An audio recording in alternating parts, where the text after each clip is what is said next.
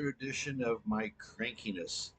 This is kind of falls into that category of some stories I'm doing about senior secrets. And they're secrets not so much from seniors themselves, but maybe this is something that everybody else doesn't really quite know about us. So I'm letting the cat out of the bag here, be warned. So, okay, so this is a story about myself, Terry, and four other couples. We meet at the beach, and we're going to have a day just hanging out, have some lunch, have some great margaritas, pina coladas. They put lounge chairs in the water for us. The water is clear. There's some snorkeling to do, and it's just an absolutely lovely place to be.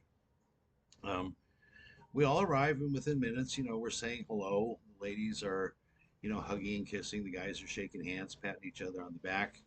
And ladies are, oh, love those shorts, love those shorts. Where'd you get those? And that's always, I think, a funny little start to things because it's something ladies can do and us guys can't.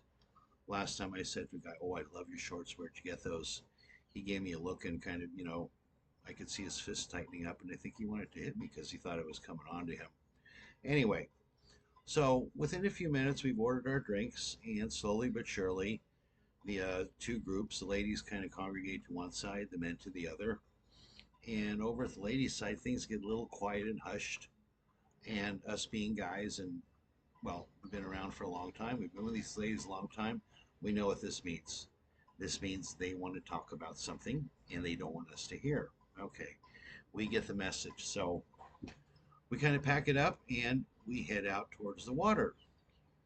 Now, I'm the one guy who, for some reason, that day I didn't get into my swim shorts right away, so I got to stop and go take care of those first. And I come over, and as I come over, I'm thinking, oh gosh, I know what we're going to be talking about. And sure enough, I get there and I know what we're talking about. All the introduction has been said, the typical what are you up to, this and that and that.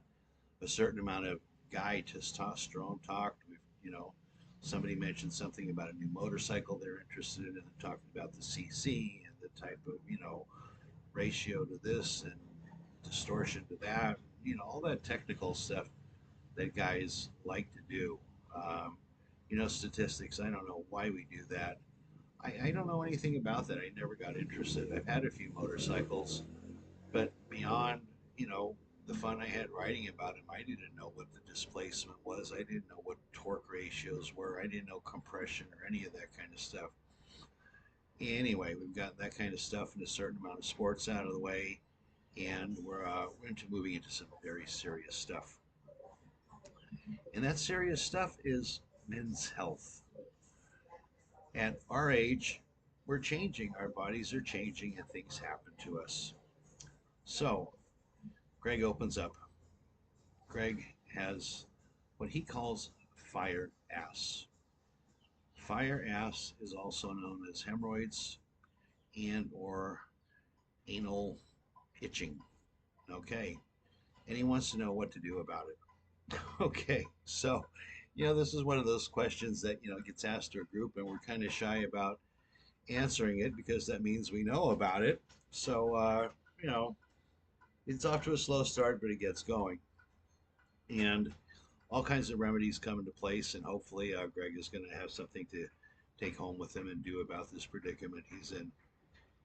Um, Steve comes up next. Steve is wanting to know if anybody has any experience with CPAP machines. He snores a lot, and he has been getting in trouble for that. And according to the doctor, that's the next step for him. Okay. Yet another thing that some of us can associate with and others can't. I'm not there yet. I don't think I snore. Sometimes Terry tells me I snore enough to make the windows shake. That's not true by any means. I think she snores herself. She says she purrs, and okay, um, whatever it is, it hasn't gotten bad enough that anybody's talking about going to the doctor and getting a CPAP machine, which, while I know nothing about personally, I don't think I've ever even seen one except in a picture. I certainly don't want to go to bed with what looks like essentially a gas mask on my head. But he gets some answers, mostly opinions because nobody else is confessing to knowing anything personally about it. And then we move on. Kevin opens up, and Kevin is in a very hushed tone so that we can't hear him. We're out in the water and there's nobody near us, just five guys in a circle. Kevin wants to know about that little purple pill. Has anybody had it? Okay. Well, this one I can answer. Years ago, yeah, I went and took some of those, and actually, it turned out more than anything was, I was coming home from work. I was working 9 to 5 then, and have dinner and a couple glasses of wine, and you know, later on, if I had a date or something lined up like that, well, the wine didn't help, and another cocktail didn't help, and that's just the function of guys and how we work. Anyway, convinced him, okay, if that's not the case, um, you know, it's not like you have to stop drinking wine.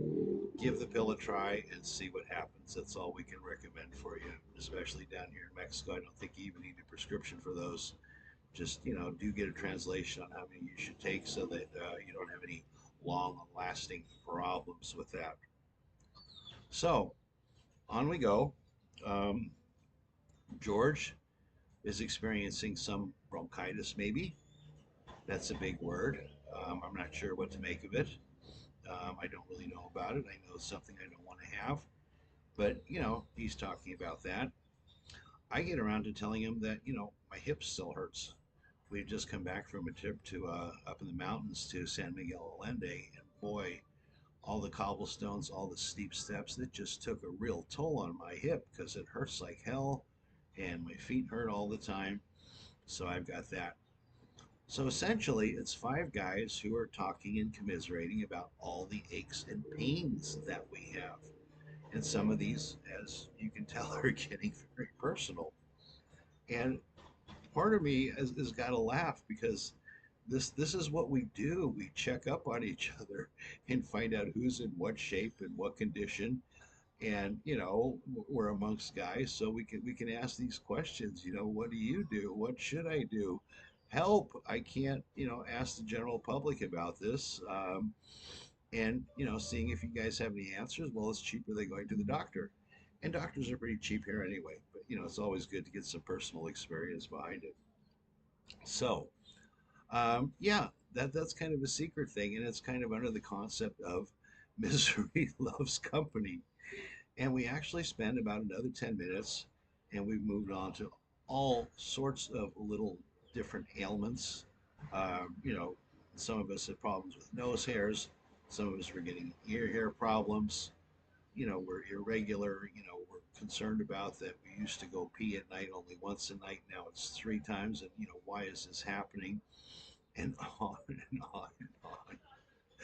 And the funny part of it is I gotta laugh because in some ways it's just old and feeling cranky about, all the aches and pains we have, the little things that are bugging us. Um, but that's what we do. And every time we get together, and this is a group of friends that is, not the every day, every week group. It's, they get together once or twice a month at the most group. And so we've got a lot of catching up to do. And of course, once we've given somebody some advice, we want to know what the follow up on that is. Except there's always something new. Always, always, always. And again, that's one of those functions of old age that you just have to deal with. So, and then surprisingly, later on when we got home, well, no, not surprisingly at all, I fully expected this. I find out from Terry that Terry and the ladies had a much similar conversation about all their aches and pains and all the health issues they're going through. Oh my God, it's kind of funny. It's kind of funny. Um, I read a sci-fi book a long, long time ago about a guy who was in a strange fantasy world, and he actually had leprosy. And he woke up every morning, and he had like this 20-point procedure that he went through to make sure he wasn't missing any body parts from the night before. And that's kind of what we feel like, what's happened to us next that we have to deal with. We know we're not young pups anymore. And sometimes anytime something new, ache and pain comes along, we probably worry about it maybe more than we should. And we need some consolation from our pals who are just like us. They understand that, well, you know what? tomorrow I could be the guy with fire ass and a CPAP machine. And if I had both of those at the same time at night, it would probably be awful, and awful for the wife too.